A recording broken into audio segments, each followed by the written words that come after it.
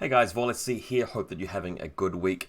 Today I'm going to be reviewing ITS Season 13, the Infinity Tournament System, and the new season pack is called Frozen Roads. So I'll be going through a little bit about the rules changes and missions and focusing on what's new and whether we like it, whether we don't, and obviously giving the normal critical review. Look, for those of you guys who are new to my channel, who haven't watched many of my videos in the past, this is something I do once a year-ish, or basically whenever they release a new season. And welcome, by the way, welcome to the channel. Good to have you with us. For those of you who are very familiar with me and what my reviews are like, of course, this will be a little bit critical of Corvus Belli. I consider their competitive rules system to be one of their weak points. They have a lot of strong points. They're very good at making miniatures, terrain, that kind of thing. Their marketing, the board games, but the actual competitive rules for people who really want to get stuck into really competitive play, they don't usually do that so well. However, although it's usually me speaking to you and you listening to me and me sort of just projecting my, sometimes narrow, sometimes limited perspective, we are going to do something a little bit different this time around. And I thought it would be interesting if instead of it was just you listening to me, I'm going to take the time to listen to you guys. And the way we're going to do that is by going through a poll that I created recently, asking you guys to answer questions about the new season pack. So this video we're watching right now is me presenting our opinions. It is as much your review as it is mine in some ways.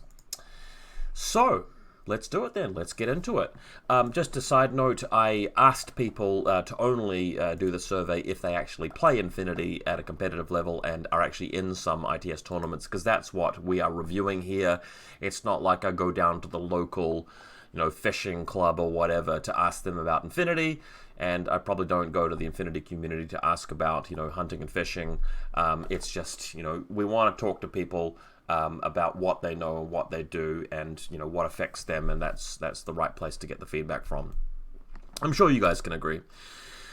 But yeah, let's get into it. So the way that scoring works in ITS is now changed. It's different. So previously, if you won your game, you get 3 tournament points, and that goes on the board for you. And you get a bonus one if you did it by getting to 5 objective points or more through the game. So you win 10-0, obviously you get a 4-point victory, your opponent gets nothing. But there are a lot of cases where your opponent can sort of catch up to you and stay, afloat there with some points as well. So if you beat me 6-4, you get 4 points, and I actually get 1 point because I kept the margin of victory quite narrow. If you beat me 6-5, you still get your 4 points, but I get 2 points there because I kept the margin narrow and I made it to 5 objective points overall. One thing you could sometimes see in 5-round tournaments was one player just stomping everybody over and over and over again. Then they lose a big game at the end. And you might see somebody else who just gets a minor win, a minor win, a minor win all the way through, and they happen to be the one who beats that player who was on that run of large victories. So let's say it's you, and you've won all of your games, and you beat me in the finals of the tournament, but it was all narrow wins throughout. And in the final game, you beat me, 4 objective points to 0. But for me, I'd won all 4 of my games up until then, and I just crushed everybody 10-0. And then you just beat me in that last round. What happens there is you've ended up, I might be sort of getting the people around the wrong way, but what I'm trying to say is this. One person gets to 15 tournament points because they got 5 minor victories, and another person is on 16 tournament points because they got 4 large wins. So that person who lost the last game and just couldn't defeat that final opponent wins anyway. Whereas with this new system, you actually get 4 base tournament points for the win, plus another one for the major win where you get to 5 or more points. So it's a bit harder for people who aren't winning to stay abreast of the front runner of the pack and to overtake them. It just puts that a bit more of a gap, a bit more of a disparity between the people who are actually winning and the people who are just collecting a few little points here and there, but despite their losses. And you guys have shown me that like nearly 70% of the respondents here think it's a good change. Hardly anybody thinks it's a bad change. And look, I'm inclined to agree with the majority here. It is a better system than what we had before. We had some niggling complaints about the last system. This is closer to a solution. And I think we should be grateful for it. Corvus Belli, I kind of have a low standard for them. I consider the new ITS back to be jumping over a low bar, and plus I think that previous ITS seasons have had a lot of problems, so seeing any improvements at all, we've got to give credit where it's due. Thumbs up. They did a good job by making this change. The next one we're going to focus on here is tactical rides. So this applies to just motorbikes.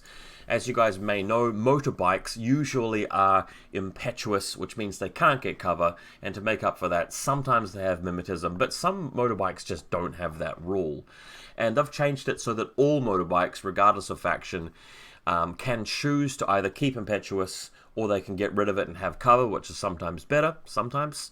And they can have minus mimetism if they didn't already have it, which is a buff to motorbikes. And 50% of you guys have said that you like it, and then also the other 50% of you guys haven't really said that, so we're a bit mixed on that. I don't think there's an overwhelming majority of people here who are saying that they love this, but I think the reason why there are definitely more people who like it than who don't is that what's happening is I think you guys are looking at your army builder for your favorite faction, and you're looking at your shelf with your miniatures you painted, and you're looking at your motorbikes and you're feeling like, I wish I could play those motorbikes a bit more often, and I wish they were better, because a lot of people who have motorbikes that just aren't really as good as other things in their faction. So if we go to JSA with Aragotos and things like that, it's the Tankos which are really shining in that faction. It's the Daiokai. Other things really sort of take the front and center, whereas this is a little bit more of a reason to take an Aragoto because you've got cover, basically. Same with Ariadne. I mean, you've got all of those Bearpods and Cameronians and whatnot, and your SAS and your Uxie McNeils and William Wallace and, Unknown Ranger. And you're looking at those bikes and you're thinking, it's not that they're bad, it's just that we've got so many there's like a queue of other good models there to get in. So I think this is the reason why a lot of you guys like this.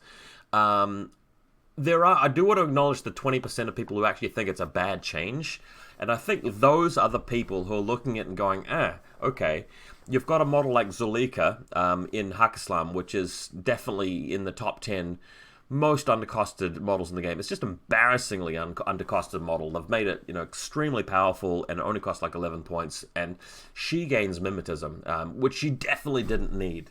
And then you go to somebody like Penthesilea, who is not a strong unit. She's a very fragile unit, and really just, she's not a better pick than so many other things you can get with Aleph. And this change doesn't help her. She already has mimetism -6, so she doesn't really benefit from that part. So it's wasted on her. So it's just a shame that Corvus Belli have just implemented this very lazy, overwhelming sort of global change here, rather than going into Army Builder and giving us a patch and actually going, okay, we want to make motorbikes better, which is a good motive. It's a good thing to do. But what they really should be doing is going, okay, people don't really like Penthesilea, let's just make her a bit cheaper, and people seem to be taking Zulika in every single list for Hakislam, and what we should be doing is making her a bit more expensive. And, if we want to give her mimetism, fine, but you've got to make her pay for that. So I think that explains sort of how the community feels about this. Now, extras. This is where a person who's running a competition, who's organizing the tournament, is allowed to sort of have a few flavorful additions to the rules going on there, which have been sort of provided by Corvus Belli, but they are optional.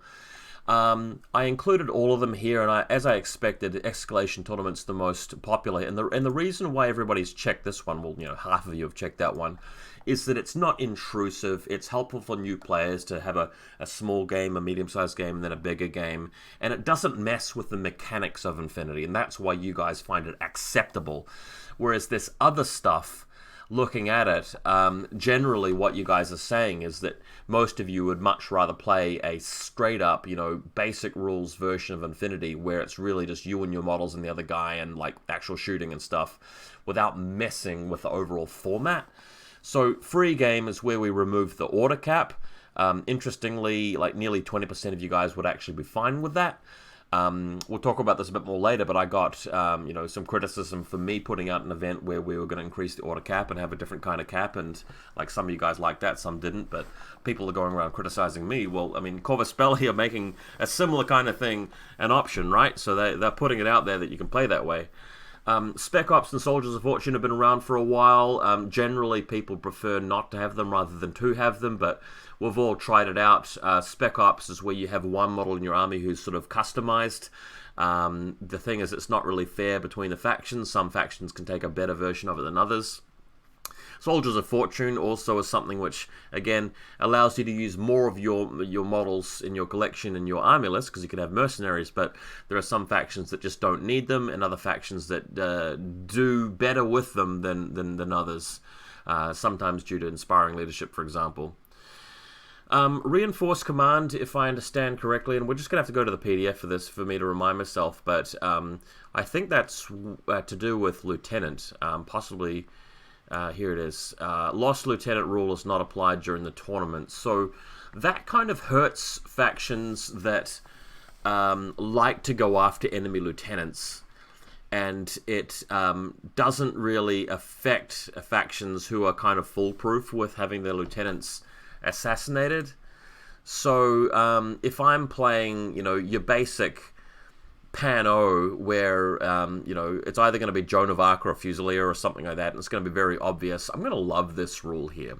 Whereas if I'm playing Combined Army, I'm going to hate this, because me assassinating my enemy's lieutenant with a Specular Killer isn't really going to help as much as usual, and they're never going to get my lieutenant because I've got Mnemonica. I don't really care about it. So, yeah, it's not a great rule as a result. It's just kind of unbalanced there. So that's why I guess you guys don't really like Reinforced Command. Double Deck is even less popular. I think this makes the classifieds more complicated and harder to achieve, which nobody really wants. And then, of course, the absolute least popular one, only one person voted for this, is Close Quarters Battle, where they're basically saying, okay, we're not even going to play the game in terms of long-range shooting beyond 32 inches, so forget about your missile launchers and snipers having a sort of dominance in that range. We're just not going to play that, and clearly this is a rule that just helps some factions too much and hurts some factions too much, so it's very silly of them to suggest that we play a version of Infinity like that, and that's what you guys are saying to me here.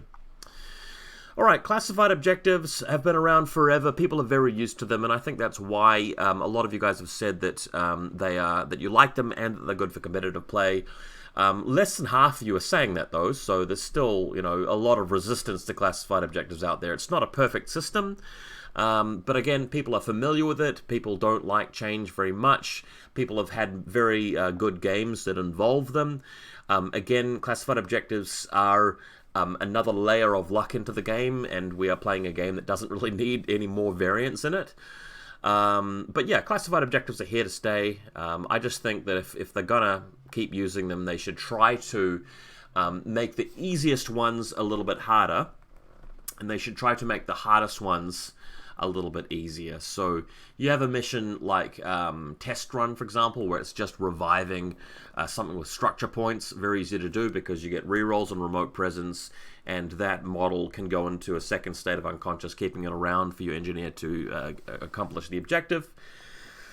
Whereas if it's about getting a special trooper into your enemy's deployment zone and passing a roll or something, or being in base contact with something at the end of the game, I mean, that's just a lot harder to set up. So if you're stuck with that, your opponent's not. That's just not really fair. Alright, getting into the juicy stuff, Bike Recon. Both players can have a free motorbike added to their army list, no cost SWC, doesn't even count towards the combat group's limit. Now, my question about this is whether or not it generates a new regular order that the rest of your army can use. And people are saying to me that the answer to that is yes. So that means that, you're running your avatar there and you've got your 10 orders as usual, plus your tactical awareness order, plus another 2 orders for Lieutenant +2, which is converted to Strategos. And then what seems to be said here is that you're getting another order on top of that for your bike. So it seems a bit silly to me that you're getting basically this entirely additional cheerleader in here. So lists that are already out of control in terms of alpha striking you and just crippling you by, having their first turn take like an hour and a half because they're just slowly like chiseling you down and basically, wiping you out with no end in sight to the amount of resources they have. That strategy just kind of got worse. Worse for the person receiving it, I should say. The other thing about this is that the bounty hunter has booty, so you get a random roll, and of course you can choose whichever profile you want and then make the roll. So you might have one player with their free bike getting a really good roll, like mimetism -6, and the other person getting like a close combat weapon of some kind. So again, it's adding another element of luck into the game, or variance, and we just didn't need more of that. I mean, when it comes to critical hits and armor saves and face-to-face rolls and the dice roll for first turn, all of that stuff makes this a very random game where, games are often decided on the outcome of just one player being lucky rather than performance and skill and ability, which, has a big effect, but sometimes it's just dwarfed and overshadowed by the amount of dice rolling that can go one way or another. And this is just sort of adding to that, and we didn't need that. Finally, there was the criticism that what's happening here is that everybody who wants to play Infinity competitively will end up running into one of these missions in a tournament, and will have to have a model available that's suitable. So it's causing us to go out and buy a motorbike model or something appropriate to represent it, purely because this happens to be in the current season, which to me just that hurts, man. It stinks as though Corvus Belli are doing just a lazy money grab and aren't contributing something valuable to the game, and that's the feeling of a lot of people. So for all of the reasons I just gave, over half of you have said that's actually a bad change, and some of you guys have said no difference or makes no change. 30% thinks that it's a good change, but there's a majority of you guys who just don't like it. And I can understand why. My overall comment to you guys would be that if you have to play in an ITS event where this rule's going to be active, maybe just proxy it with something really basic, like get an actual base of that the bike would sit on, and just write the word bike on it. There's no need to have an actual model if you don't really want to go out and buy a model. It's not necessary to actually have the official, motorized bounty hunter. Like I said, literally just write the word bike, bicycle, motorbike, on a base and play that. Nobody can stop you from doing that. 100% legal. Next up, Blizzard. So in the previous season, we had this thing called localized decompression zones. As you guys know, I'm on the record saying that I hate those things just because it's not fair for some factions, but it is for others. So if your faction is very good at providing arrows which fire one burst at a time, you are not affected by the saturation zone. But for the opponent trying to take you on with their HMG, they have a lower chance of doing it because they're now -1 dice. So the attempt to crack somebody's avatar shooting back with one explosive round at a time, benefiting from armor 9, mimetism -6, all of that good stuff. To crack that avatar, it's still a lot harder because of the saturation zone, and these new Blizzard zones are very similar to that and have that same effect. The other reason why I've heard a lot of people don't like them is because most people just forget to put them down, and then halfway through the game it's like, we're supposed to have those zones there, and it becomes awkward. So again, 45.5% of you have said that you really think this is a bad addition to the game overall. Only 21.8% of you guys think it's a good change. So that is fairly decisive. I never use this rule. I don't encourage it in my tournaments. I went to one single ITS event that did have them, and like it just, it didn't make the game better in any way. Defensive turrets are new, that you put this tiny, insignificant little turret in a deployment zone, and it is like a total reaction turret. And over half of you guys like it, which is great. I think a lot of you guys are looking forward to using it. I think the reason why you guys like this change is that a lot of people out there are kind of suffering from alpha strikes where your opponent is just getting the better of you with an impersonator or a drop trooper or something just rushing to your deployment zone and killing you. And having this turret there gives you something to sort of slow that down and defend a little bit. Without sacrificing, orders and stuff that would otherwise gut your pool. So, if you're of the belief that the game is very first turn Alpha Strike heavy at the moment, this is a good change. Whereas some of you guys have said it's a bad change, probably feeling that we don't need another thing that's just going to be luck-based. Everybody's going to have is not really sort of about, designing a good army list or anything, and that's why you guys perhaps don't like it. For me, personally, I think it's kind of nice in helping to stop against some things which are really annoying at the moment, like, bear pods rushing you or Oxy McNeil jumping out at you, stuff like that. But it's the kind of thing which makes it even less likely to see your Yuan-Yuans and your parachutists and your drop troopers landing in zones and kind of hurts that kind of play. So I don't particularly love it myself.